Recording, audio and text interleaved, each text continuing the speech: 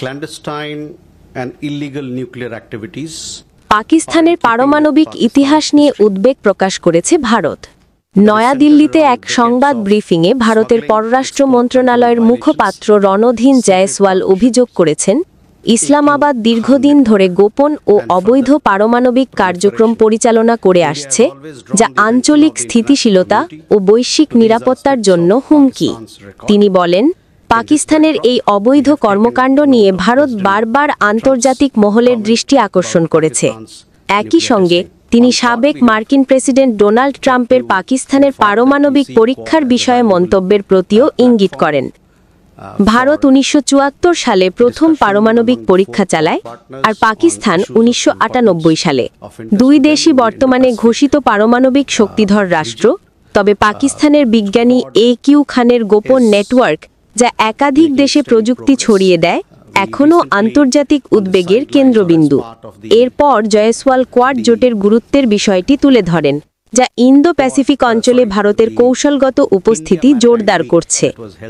তিনি জানান, সম্প্রতি মুম্বাইয়ে অনুষ্ঠিত quad courts of the future সম্মেলনে 24টি দেশ এবং প্রায় 120 জন প্রতিনিধি অংশ নিয়েছেন। সম্মেলনে টেকসই বন্দর উন্নয়ন, নিরাপদ সামুদ্রিক বাণিজ্য এবং আঞ্চলিক সহযোগিতা নিয়ে আলোচনা হয়, যা কোয়াডের 4 সদস্য ভারত, যুক্তরাষ্ট্র, জাপান ও অস্ট্রেলিয়ার কৌশলগত স্বার্থের সঙ্গে ঘনিষ্ঠভাবে সম্পর্কিত। মধ্যপ্রাচ্যের পরিস্থিতি নিয়েও মন্তব্য করেন জয়সওয়াল। তিনি বলেন, ভারত গাজা শান্তি পরিকল্পনাকে স্বাগত জানিয়েছে এবং আশা করছে এটি দীর্ঘস্থায়ী শান্তির পথ প্রশস্ত করবে। তিনি আন্তর্জাতিক শান্তিরক্ষী বাহিনী বিষয়ে কোনো মন্তব্য করেননি, জানিয়ে দেন যে এই মুহূর্তে তাদের কাছে নতুন কোনো তথ্য নেই।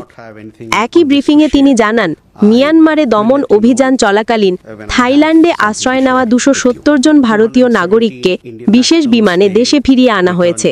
তিনি আরও জানান, থাইল্যান্ডে এখনও কিছু ভারতীয় অবস্থান করছেন এবং শিগগিরই তাদেরও ফিরিয়ে আনার প্রক্রিয়া চলছে। রাশিয়ার সেনাবাহিনীতে যোগ দেওয়া ভারতীয় নাগরিকদের বিষয়েও মন্তব্য করেন জয়সওয়াল।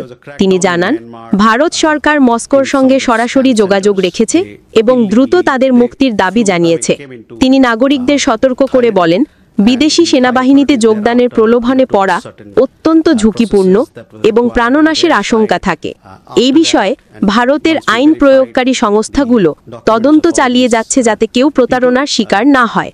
ট্রাম্পের সম্ভাব্য ভারত সফর নিয়ে প্রশ্নের জবাবে তিনি বলেন, এই সংবাদ সম্মেলনে ভারতের পররাষ্ট্র দপ্তর পারমাণবিক নিরাপত্তা থেকে শুরু করে মানবিক সহায়তা সব ক্ষেত্রে তাদের নৈতিক অবস্থান তুলে ধরে। বিশ্ব রাজনীতির দ্রুত পরিবর্তিত প্রেক্ষাপটে ভারত কূটনৈতিকভাবে যেমন দৃঢ় অবস্থান নিচ্ছে, তেমনি নাগরিক সুরক্ষা ও আন্তর্জাতিক সহযোগিতাকেও সমান গুরুত্ব দিচ্ছে। আমাদের সাথেই থাকুন এবং পরবর্তী নিউজগুলো পেতে আমাদের চ্যানেলটি সাবস্ক্রাইব করুন এবং লাইক, কমেন্ট, শেয়ার করুন।